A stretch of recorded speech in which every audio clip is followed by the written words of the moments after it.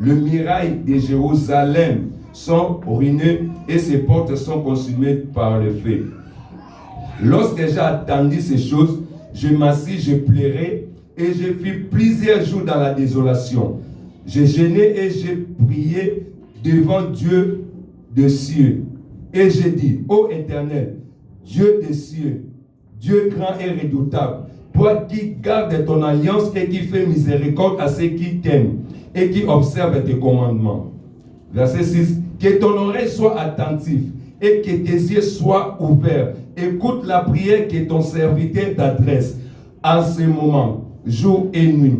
Pour tes serviteurs, les enfants d'Israël, en confessant le péché des enfants d'Israël. Nos péchés contre toi, car moi et la maison de mon Père, nous avons péché.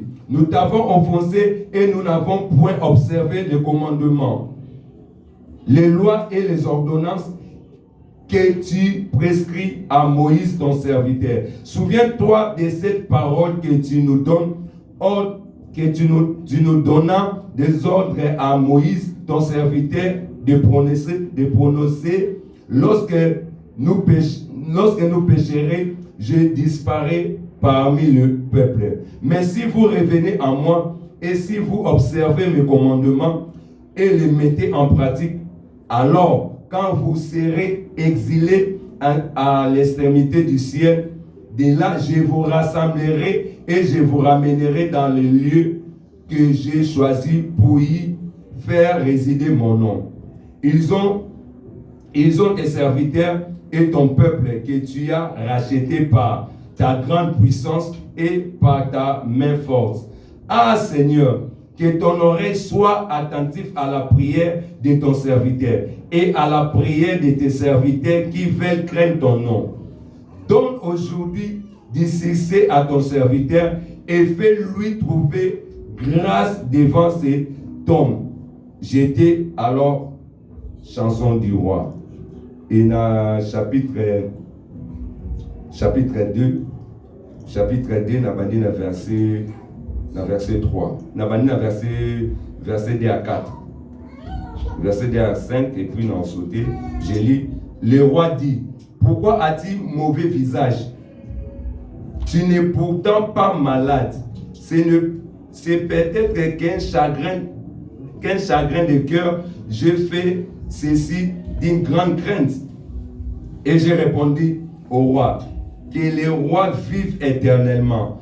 Comme n'aurais-je pas mauvais visage lorsque la ville où sont les sépulcres de mes pères est détruite et que ses portes sont consumées par les feux? Et le roi me dit, que demandes-tu? J'ai prié le Dieu des cieux et j'ai répondu au roi, si le roi les trouve bons et si ton serviteur lui est agréable, envoie-moi en Juda envers la ville des sépulcres de mes pères pour que je rebâtisse. La sauté 17. Je leur dis alors, vous voyez les malheureux états où nous sommes. Jérusalem est détruite et ses portes sont consumées par les feux. Venez, rebâtissons-nous la muraille de Jérusalem et nous ne serons plus dans l'opprobre. Et je leur racontais comment la bonne main de mon Dieu avait été sur moi et quelle parole la roi m'avait adressée, et il dit, lèvons-nous et bâtissons-nous. Et il s'est fortifié dans cette bonne résolution. Sambala, Tobisha et Geshem, Arabe, ayant été informés et se moqué de nous et nous mépriser. Il leur dira, que faites-vous là? Vous révoltez contre le roi. Et je leur fis cette question. Le Dieu des cieux nous donnera les succès et nous, serviteurs, nous lèverons et nous bâtirons. Mais vous n'avez ni part, ni droit, ni souvenir dans Jérusalem. Parole du Seigneur. Est-ce qu'on peut acclamer encore pour le roi des rois? Amen, amen, amen. Est-ce que vous venez là? Lèvons-nous et bâtissons. Amen. Et ça bien. Côté les mapés qu'on bâtit. Amen. Parce que bisonnions sont ça n'a pas sa évolution. Moutonions sont tant oiseau vivre dans la carte sa vie n'a pas sa réquité. Amen. mutu nyonso na musala nyonso azosala aluka toujours évolution ezala na kati ya musala na ye. Na ndimi te ke mutu makasi ne to énergie ne nyonso aobimisa na eloko oyo ayebi ke suka nango aozwa eloko te. Alléluia. Ebandeli nyonso ezalaka makasi, mais lorsque tozo percer, lorsque tozo tia volonté pe na bolingo na eloko oyo biso tolinga to abatir yango eloko ane komona na miso ya bato. Amen. Et pendant que tu vas abattre il y aura toujours des problèmes où il va la biso. Mais et loko où Seigneur na mutu nyonso où aza déterminé, où aza na posa abattre, aza mutu où abonta la makambu où eza côté les melaïti. Amen. Mais na kati ya Bible na verset auto tanga, eza mutu aza na souci à bâtir, biso nyonso toyebi ke zalaki Néhémie. Parce que là on parle de Néhémie. Yenda zalaki na volonté wana, yenda zalaki na souci wana. Idem yo pe nangane toza na souci eloko moko o ezalaki détruit et Seigneur to sani to rebâtir amour. Parce que aussi longtemps eloko o eza bonheur pour na biso. Soki ezaka ka détruit, moi eloko pe malamu ebima ezati. Soki ngana yo to télémité et rozala toujours na ba problème. Alléluia. Alors pour que elle soit solution et Seigneur ngana to sani to téléma. Ya on a l'ingé to comprendre nanu sur Néhémie. To eba non Néhémie et loko ni ne poussaki Néhémie. Et ni ne tini kaki Néhémie a téléma. Ba critère ya Néhémie ezandengini na bato ba ngabwa ba abatir. Alléluia. Et quand le bâti que le roi na yoka ki mir ya Jérusalem eza ya kobeba ba porte na mweza ya kosika ali na télémi na ke maman ko bâtir. Oko ça la PRR. Dans le glaive ce vendredi, c'est lui qui réfléchit sur des choses trouve le bonheur. Et l'oko nyonso où se présente à l'iboso la biso, avo ça la yango et c'est le réfléchir. Alléluia. Et l'oko nyonso où yebi ke eza bonheur pour na yo, okoki ko sala ngo na loyenge te. Et senge na yo o réfléchir sur likambo o ngana yo to na to sala to sala. Et le plus important est ça, que la volonté en Zambé n'est logo au ngano to salini to sala. Parce que Néhémie a luka qui peut ailler la volonté en Zambé. A kokai ko kete bongote parce que dans quartier à Jérusalem, il y avait aussi des gens au bazar dans quartier à Jérusalem, bazar plus intelligent que Néhémie. Et c'est là pas tout au peut ba yeba ki mboka ne comme na problème. Bazar peut ma casse parfois ko le ka Néhémie. Mais bango nyonso te bazala na stratégie o Néhémie azalaki non. Tokoza na biso nyonso mayeli. Mais soki moko azala na stratégie malamu akoleka yo mayeli lo yebana ti. Alléluia. Et Bible zotal sa biso. Première chose, Néhémie était bien informé au sujet de Jérusalem. Alléluia. Azalaki bien informé. Parce que avant au sale loko et loko nyonso oyo ko sala. Et Seigneur nous a bien informé. Et Belé va construire ma baie. Pourquoi? Parce que Bazala qui mal informé. Et ceux qui sont mal informés, attendent aux lukabo l'amour. Et comme on a quatre filles n'abisso et comme ma petite. Mais Néhémie, lui, il était bien informé. Parce que la Bible dit, Anani, l'un de ses frères, quelques hommes arrivés de Juda, je l'ai questionné. Donc, tant que vous avez na Juda, les ballons na Juda baye, et c'est quand Néhémie allait na Babylone, Bible nous a dit que Néhémie a questionné bango. Pour atout na bango ba nouvelle ya Jérusalem et si ka bango baoutaki. Alléluia. Et tant que questionné bango pe basani babandi ko répondre parce que Néhémie azalaki na posa ayeba. Or ce total bien Néhémie azalaki musika ya Jérusalem. Mais atikala jamais qu'on perdre espoir qu'un jour et Seigneur n'en zona na Jérusalem. Ndaku na yo ezaka ndaku na yo. Baki makanda kuti atoki minda suka na mo Seigneur sani ozonga. Alléluia. Et c'est quand nous sommes bénédiction evandi bakoka kokima yango te. Ata ba problème ezali et Seigneur na soto sani tozonga. Na koza la musika me makanzi na ngai feza na ndaku. Est-ce que na ndaku na nga baza bien? Est-ce que na ndaku na nga bazolia? Est-ce que yes ça ne va pas ou ça va? Alléluia. Mais na kokoza la musika te makanzi na ngai so eza na ndako wana te seke nazali mwana ndako wana te. Alléluia. Donc na kokoza musika mais nazana fardeau. Alléluia. Pensez na ngai ezaka na Jérusalem. Attends nazo travailler par roi. Parce que par roi azalaki bien maman avec lui. Azalaki à l'aise. Abane komi tout ça manelo côté. Mais pensez na ye ezali na Jérusalem. Alléluia. Alors, loko la pensée n'est allée à Jérusalem. Tant ma moni batu baye et loko aliboso aluka kazana na informé. Alléluia. Et biso pe enseigner na biso pour que tontonga enseigner tous à la bien informé à propos et loko o biso to na to sani tontonga.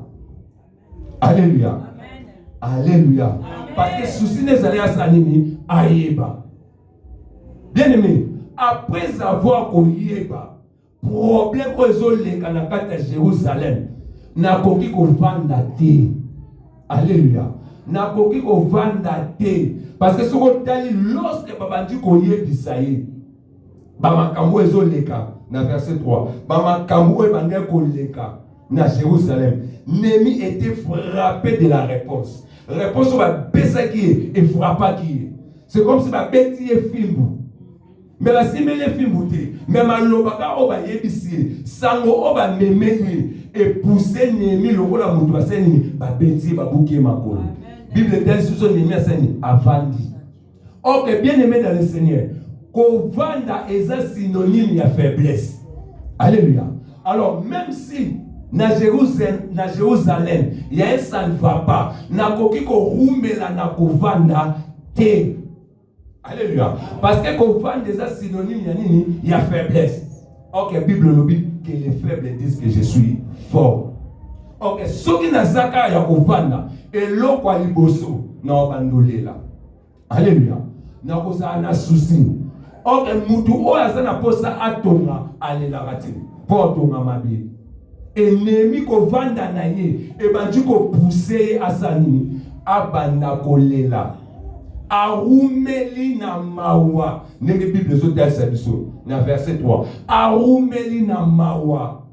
Ke bandeko na ye o baza kuna. Bible zo le baza comblé du malheur. Personne sani elati bango donc cela veut dire ndako oyo Néhémie banda kovanda. Jérusalem ko ekendaki sango pona bango komaki soni ebebaki rien ne va. Est-ce que ça na mutu moko o pa ko penser na kati ya Rehoboth oyo que soki makambo zo tambola to ezo tambola ti. Alléluia. Est-ce que ça na Néhémie moko pe akoki ko telema pour abunde la patrie na ye, pour abunde la ndaku na ye. Bien-aimé dans le Seigneur, Goliath ako ko telema ba Philistin ba bimisa Goliath.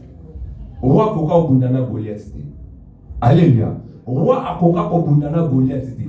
Belial bakoka kobundana Goliath te. Armement mobimba, armement de l'Éternel bakoka kobundana Goliath te. Alléluia. Ok, ata muto kobundana Goliath te nzamba obimisa David moko. O muto otikala kozeka te. Yenda koya osani akokwesa Goliath. O bato bazali boso ba okokwesa ye te. Alléluia. Ok, Néhémie ayoka batu te. Parce que maloba ya batu et décourageaka toujours. Alléluia. Mutu pa ko betolo maboko betolo a kitisa yo. Alléluia. Azo kitisa yo. Mais soko tali David ayokata Eliab makamba bandolo baneti. Yozo la sa okeya o yomto la sa yomto zama atikala ko kipete. Yazo tala mutu oyo azako se moke na nzambe. Alléluia. Yazo luka intérêt ya nani ya nzambe. Yazo luka komba nzambe sani etombwama. Alors na kolanda insikonsi o te, na kolanda pe maloba ya batu te. Yango no moni Néhémie souci wana alataki yango. Parce que souci on Néhémie azalaki nango, ata entourage ne batikala kozala nango te. Mais bien aimé dans le Seigneur, okoki korumela kana kovanda te. Mais eza makambo mususu oyo Seigneur sanini osana. Bible le Bible. Lorsque j'ai entendu ces choses, je m'assis et je pleurais et je fis plusieurs jours dans la désolation. Na rumeli na mawa. Et l'autre va être à point après balobi. J'ai gêné et j'ai prié devant le Dieu des cieux. Alléluia. Parce que Nabi Kovanda Nanga et apporté solution. Alléluia. Kovanda Nanga et quoi apporter solution. La Bible dit il appelle à l'existence ce qui n'existe pas. Pour ça, ça peut être Gozalate et c'est une nana intimité dans Nzam. Ton amoni nda kunange tango sous malamuté. Ton amoni que vit nange zo marché malamuté. Et c'est une nana ça. Na luka intimité nanani. Nanzambe. Pour aussi longtemps aux akaya Kovanda makambo ko marché té. Et c'est une nana ça. Na gêné penasani. Na prié. Mardoché, aïe aïe d'ici essai. Yo so vando so lia, oso sepela. Mais yebaka ke ba degré de ce bimi ke peuple na yo ba osani ba koboma bango yo posa makila wana. Alléluia. Yo pe yebaka ko sa makila ya peuple wana. Makila wana ko kitana mutu na yo soki yo telemi te. Pourquoi nzamba tinda ki yo na palais royal? Ayebaki tinda ki yo kuna. Alléluia. Aïdisi Mardoché. Bokende bo gêné pour nanga. Alléluia. Bokende bo sani. Bo gêné pour nanga pe bo bonde. Ngape na ko sangisa. Alléluia. Na ko sangisa ba servante nanga nyos. To ko gêné. Après si manon no sani. Non ke pas roi. Alléluia. Bien-aimé. Prière et bien la grâce à Nzambe la grâce à Dieu. Na ba porte kangamaki. Soko sa moi sa mabondeli. Mobali ya mabondeli. Nalobaka, oh nyos aza capable de prier, aza capable de nyos. Amen. Alléluia. Alléluia. Pas comprendre même Jésus-Christ. Bazo mon atemi bosa tombe, azo ba Lazare sort. Atelemi azo tam sabako. Mais Jésus wana, oh ngano to bella. Utumo bimba. Abando zoatan na présence ensemble. Abanda ko prier. Yango soka comme na mol. Pour la démonstration, azana tina yango rume na prière, azana tina asan aloba peli kamosani et salami les butumo bimba azal présence na ya papa. À ce temps-là, Jésus montait dans la montagne, il passait toute la nuit à prier Dieu. Yango ne te bande ko sale succès. Goliath n'a pas quoi. Et ça m'a cabro David azara na zamba. O batu ba monate ba lio ba quoi ba us ba quoi. Yango so ya Goliath abiyo na obango teselo ko pamba. Alléluia. Le même Nzambe oya kangola kinai na ba griffe ya lion na ba pati ya us. Le même Dieu abokangola ngapeli boso na yo. Mutuno lelo to katango. Loko za na posa avancement. Mutuno to sana. Alléluia. Esther Agena a trouvé grâce. Alléluia. Alléluia. Et Bible est après avoir prié, na quatre a prié, tant qu'on a prié. Na verset 6. Bible est sur le Bible. Que ton oreille soit attentive et que tes yeux soient ouverts. Écoute la prière. Ton serviteur t'adresse à ce moment. Alléluia. Nathan Mouon. Jour et nuit. Pour tes serviteurs, les enfants d'Israël, en confessant le péché des enfants d'Israël, nos péchés contre toi, car moi, lorsqu'on dit car moi, mon ennemi, car moi et la maison de mon père, nous avons péché. Alléluia. Cela veut dire, nous comprenons pour que l'avancement paye, pour que nous ayons bien, et Seigneur peut se confesser. Au coquille jamais qu'on péché.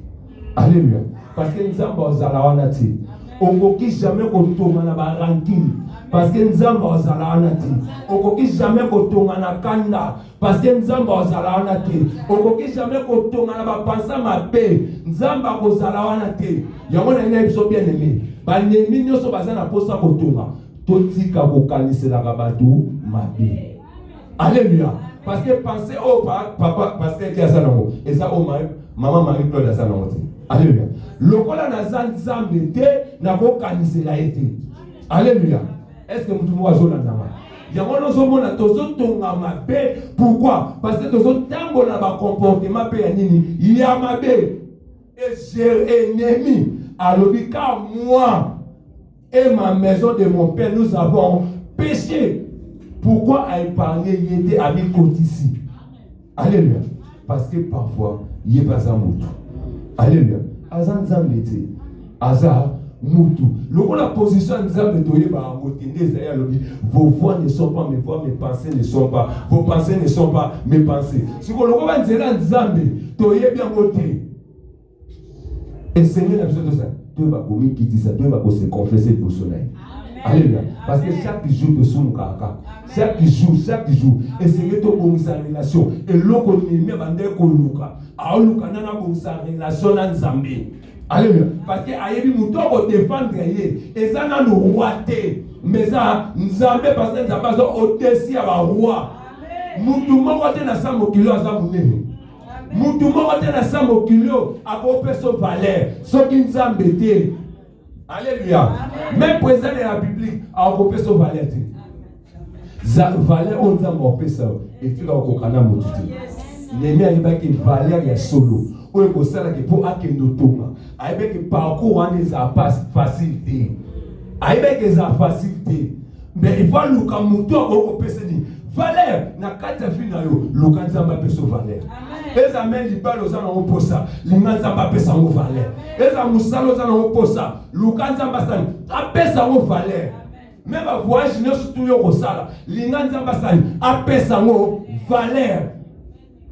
Le seul moto apesa valeur c'est Dieu. Amen. Dans le baki omoni elamba elata mana 3 jours ya batu. Alléluia. Eza mutu mususu aza mogola. Azola te la mapasani, pas bon banzoto nae. Alléluia.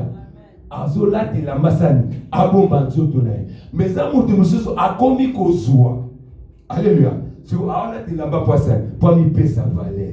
Donc la te la ma, pour la komozo, la mi pesa valeur. Mais ça mutu mususu déjà zoa nae. Alléluia.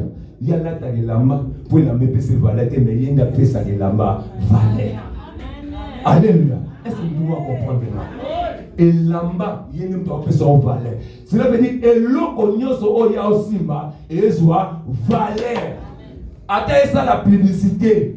Bako so mangobo batia sa publicité basu mutu ngani batia sa publicité. Au moins la publicité mutu so epesa wana valeur. Mais osai bino nyonso le même publicité mais moko kam dem epesa valeur. Batu nyonso bako landa lamba wana.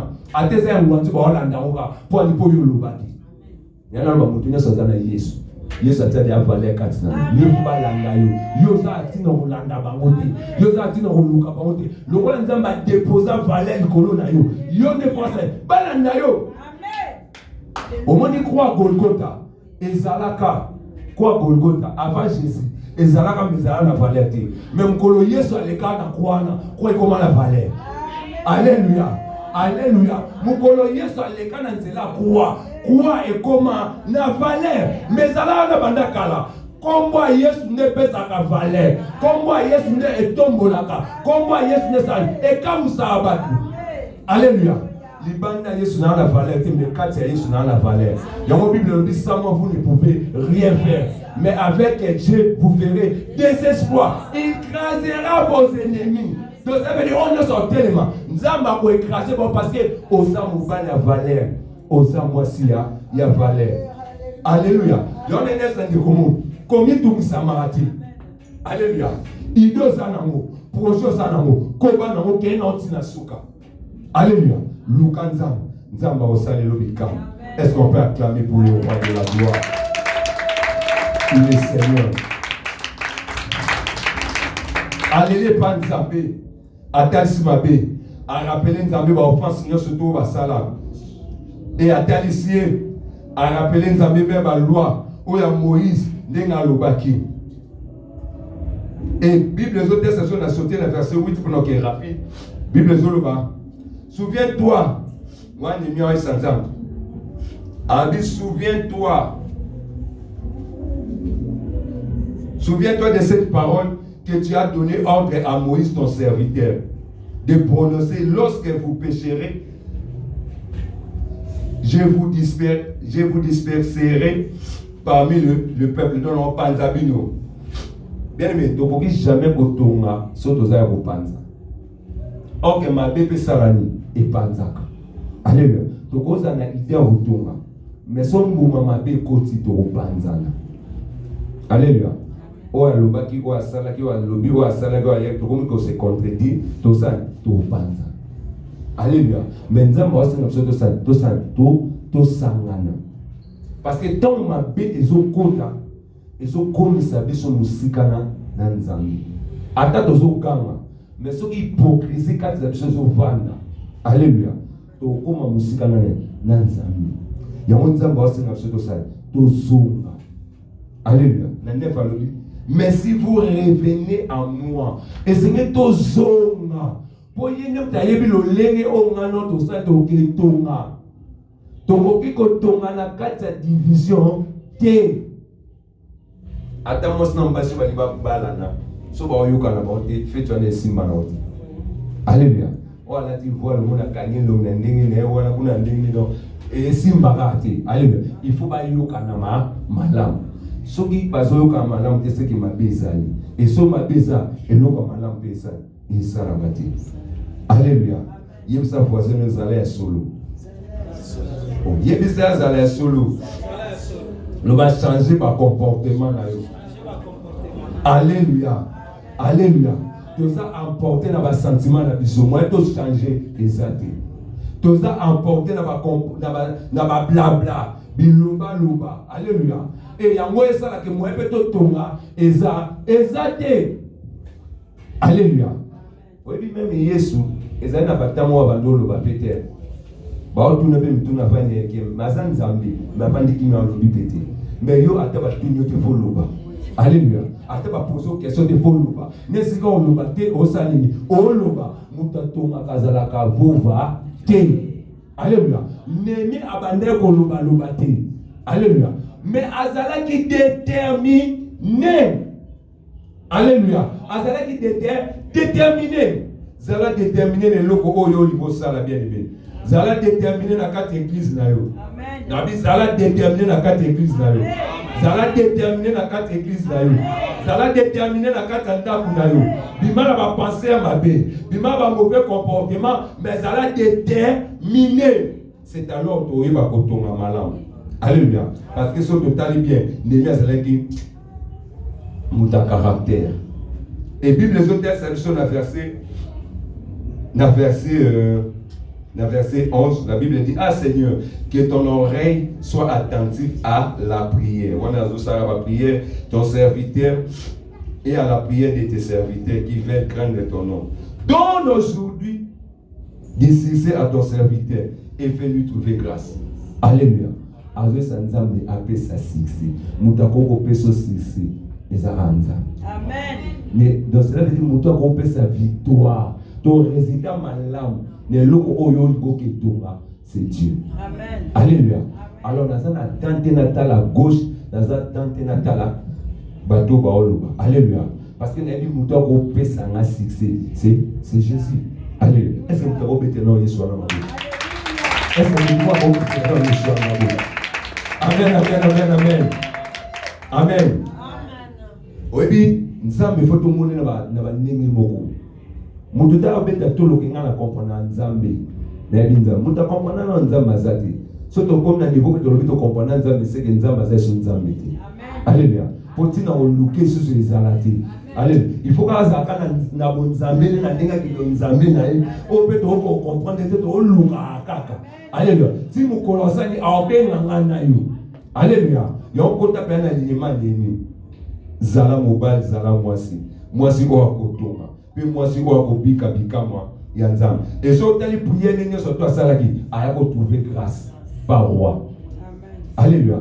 Et pousser à trouver grâce par roi. Parce que akoki jamais ko bima ko kende ko tonga sans permission nani ya roi. Alléluia. Ok, sans permission pe ya roi, pour que ben a trouver grâce par roi et c'est ngena que luka oza likolo ya roi. Alléluia. Nous avons une bonne relation avec le roi. Parce que yena ko pesa ye mitindo. Azanzamba simba mitema ba roi. Alembisa ango. Le roi likamo nazana posana ke nosala esengena le kananzela na ye. Soki ya telemenga e koza passe. Pour que a telemela ngate, il faut na ke no luka oza invisible a confondre ka me bato baza visible. Amen. Alléluia. Akutani na roi e yoka roi makangwale. Ton roi moderne. Ateli me yo longi na yo Et le nom m'a pour tous les maladies. C'est comme si on a un problème dans mon thème. Abi dans un secondaire, Jérusalem kuna, mboka na kuna, eza détruit. Na on y a bien, mais kuna pas na eza détruit. Et puis on le voit na mboka bapaya. Alléluia. Mais Asalen a trouvé grâce. Pourquoi nous avons abandonné la intérêt de Jérusalem? Peuple bazali na Jérusalem ba comment ko souffrir. Ba porte na bango comment consommer. Ndako na bango bien aimé. Soko luki nzamba toza mboka bapaya. O trouver ka grâce pour réparer o bébé pa na yo.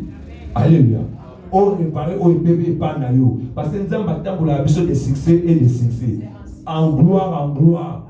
Alléluia. Alors, ils ont des locaux côté au Congo, jamais. Alléluia. Attends le logo le gosan au monde. Alléluia. Alléluia. Attends monité le gosan au monde. Dans ma ABC qui mboka na détruit, roi ABC. Que demandes-tu aux autres seigneurs sikolo nini? Roi yemoka milobeli osengangani nekaka roi oyo bazali Esther donc amoni Esther ase oza posa les années yo kati nini comment lobisa roi ezalaki tonga oyo nzambe abetaki roi epesi milobela alléluia luka nzambe na intimité problème nzambe okota penze nzambe okota yo comprendre okoma yo moko zoya poso solution ya likambo mais mutongo nako to banjolo bate yemo déjà comme mona na ndo luko banda kala te e likambo mezana ndeni na yo moko okamwe roi ebisi ata moitié ya royaume na ngana opeso Esther posa neza nini Esther a trouvé la grâce à cause de la chaîne et prière. Alléluia. Tu vas au téléman le sambo. Alléluia. Surtout ça pour ça donc ici et à la prière. Alléluia. Na kati ya prière, eza ba branche epelé oyo ba losaka ngana yo. Tokoma puissant, tokoma surnaturel, tokando bika o nzambe atia na mokili o. Alléluia. O eso na o luka intimité na ngaso na o kolso na nzambe. Na osa l'expérience na nzambe. Ata ba problème etelemi. Nzambe osa. Alléluia. Ata lelo nazana mbongo te, mais nzambe ko toucher mutu pour apesa ka na sana eloko na na sa. Alléluia. Alléluia. Est-ce que vous mettez la Yeshua à ma bouche? Si vous avez une idée, vous avez soit tambola kana grâce à Nzambe, mais le Nzambe, benemi bazala kaka. Et puis bazala bien informé. Sauter batobi chalo bazala déjà bien informé. Ba yebaki déjà que nemi a que ça ni a que tonga, a que rebâti. Ba yoka ki yango déjà. Et puis ko sepelisa bango ti. Alléluia. Projet de ça. Ezala weza mikandeza so ya nini. Ezala ba yusu ba ndoza ka contre. Alléluia. Et la vie so za ba tu baza contre yo ti seki kati no eloko malonga ezafi. Alléluia. Mutu nyoso to kolinga te mutu nyoso ndimila kayo. Alléluia. Ndima ke nzambe andimila kayo. Ndina nzambe andimila yo. Ko mutu amukila otika opeso chance te mutu opeso ka chance za nani nzambe. Alléluia. Alors bolamu nyoso oyo koluka osala ba kotele makapo basani ba contredire. Ba ostema basani ba empêcher. Ba osala basani o avancer te. Ba yebiki ndeko mobali o kendo bal. Bitumbe sana etele. Ba yebiki soka ke ikuna. Eloko malamu sana esa. O bando mona ba complication ba makabo belebele batoshi ba wana ba zambala wana so ebe watu batoshi ba téléphone so. Ba saone bele ba nduluka ba empêcher. Alléluia. Bando lukaka basali. Ah, yo kende tonga na aéroport. Église na so ba tongi. C'est que biso dolali. Alléluia. Ba lo kuna so ba tongi se biso zen dolali. Toko tonga so ba olala basali. Balala. Alléluia. Ko tonga no epesa ba mpenza pongi. Ezala pongi ya volume. Alléluia. Et puis to ba olamuka ba ko bobunga nzela ba oloba. O yango to yango te. Alléluia. Alléluia. Oh yango to yango te. Neti mutu mwa telema kaka senga mkola kota na Yesu abikisa ye. Na nzela to watamba batu ba mo ba komi confesse koti. Est-ce que ça yidi mtando ko senga kuna. Ayoka bango ayoka bonde ba oluba. Mais o kota ma bando mona te banda to yeba ya mona te. Mais est-ce que ça yi auto yete? Na fongoli ba permis na bizanga na omona Alléluia. Alléluia. Donc, on va, où est-ce que vous êtes? Au fond de la mission. Alléluia. Alléluia. Est-ce que vous êtes yango? Yo peut au lobby on peut l'énergie nyonso. Alléluia. Pose une expérience sur un exemple. Au lobby ya yango. Double ça et yokota. Parce que hôtel avec le nez de naissance wana.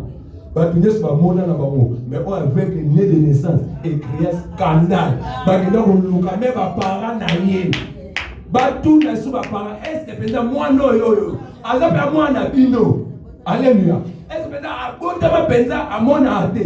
Ba parents pe ba yebi ka botama amona ate te sou ba parents ba obang. Ba te bo tout na za na âge. Alléluia. Biso pe to lo ba ba boke ka bio na yo botuna bo san boke monde. Alléluia. Et comme on attend beaucoup mon cancer, tout nyonso batobisana minoko. Banzamba il faut pas qu'on a binoko. Kolinga kate to baza ko se moquer na yo se retirer. Kolinga kate ke to baza ko se moquer na yo okita. Et belé pe ba perdre ba don na bango, ba grâce na bango. Nicolas ba ne ko se moquer na bango. Alléluia. Alléluia. Tout temps à Timothée. On va attendre 5 minutes. Timothée 4, verset 14. La Bible dit ceci. Ne néglige pas le don qui est en toi et qui t'a été donné par prophétie avec l'imposition des mains et à l'assemblée du sang. Alléluia. Alors, il y aura toujours des gens qui vont se moquer, même là, dont on va appeler ça. Et l'autre, il y a appelé ça pour ça, pour automa. Alléluia. Alors, kolanda bangote on négligé et loko onzambe atia kati na yo parce que et loko onzambe atia na kati ya maman Marie-Claude eza pour la récitanie il y a rien d'autre. O atia pour la pasteur Guy eza pour la récitanie il y a rien d'autre. O atia pour la pasteur évangéliste bienvenue eza pour la récitanie il y a rien d'autre. Alléluia. Mais il y aura toujours des gens au babanda ko se moquer kati na yo. Alléluia. Alléluia. Alléluia. Osana arme ya koketonga. Kolanda ba monkeri te. Alléluia. Pourquoi? Parce que ba yebi kozana étoile, osana loko motuya. Alors olinga te e brûler. Aussi longtemps yo landa bango, moyo tonga même temple na yo ezate. Alléluia. Pour ça on a biso na sotoza a mutu na mutaza ba grâce na ba don onzamba tia. Et nyonso na to sangisa mo. Bon. Alléluia. Mais Zambala à côté de Massa a se moqué, va se moquer pour que avancement et salamate. Au moins Pierre Najan, na arte toi, la témoin de soi paralytique. Mouta aloba ka bimisa malobezala gentil. Alléluia. Jazana la grâce à la vision naïe, la grâce au Jazana non Pierre Azala ni non. Au Pierre Azala non Jean-Pierre Azala non. Na makambwani sengela ka Pierre Azala ni aloba. Parce que ce genre, le bagage, c'est pas professeur, il va dire alléluia. Mais c'est que le Pierre Hassani, alléluia, c'est que moi j'ai jeté les hommes, lève-toi. Puis, ça va nous dire, il département, ça va nous mettre, il sera il département, pour y avoir des moutons. Jean sera nous mettre, Pierre sera nous mettre, et quand il département, à Bungi. Jean sera nous mettre, quand il Pierre Hassani, à Bungi. Alléluia. Et c'est que tous à bon tous ces soudés. On a grâce à la prophétie, manifestant. On a grâce à la vision, manifestant. On a grâce à la libération, manifestant. On a grâce surtout aux années, bénéficions pour l'église ça. Et tout. Jamais na ozo talibanda onzamba zakati na yo ya monde sengé to sali toto ngo. Alléluia. Alléluia. Est-ce qu'on peut acclamer pour le roi du roi? Est-ce que le moment est ce là? Est-ce que le moment est comprendre? Est-ce que le moment est comprendre? Est-ce que ça a bilobé la 4 églises? Est-ce que ça a bilobé la 4 églises? Les bêtes là, il m'a beaucoup ma casse. Alléluia. Et Bible les hôtels, c'est biso. Néhémie a raconté comment la bonne mère du nom de Dieu m'avait été sur moi. Le beau quantum, Nézalaki le colonne. Nézalaki connaît. Et que la parole, le roi m'avait adressée et dit lèvons-nous. Moi, je crois comme dans l'assurance. Parce qu'il y a des gens qui Nzambe et ça déjà les colonels. Alors, lèvons-nous et bâtissons. Il s'est fortifié dans cette bonne résolution. Parce que ma cambo est à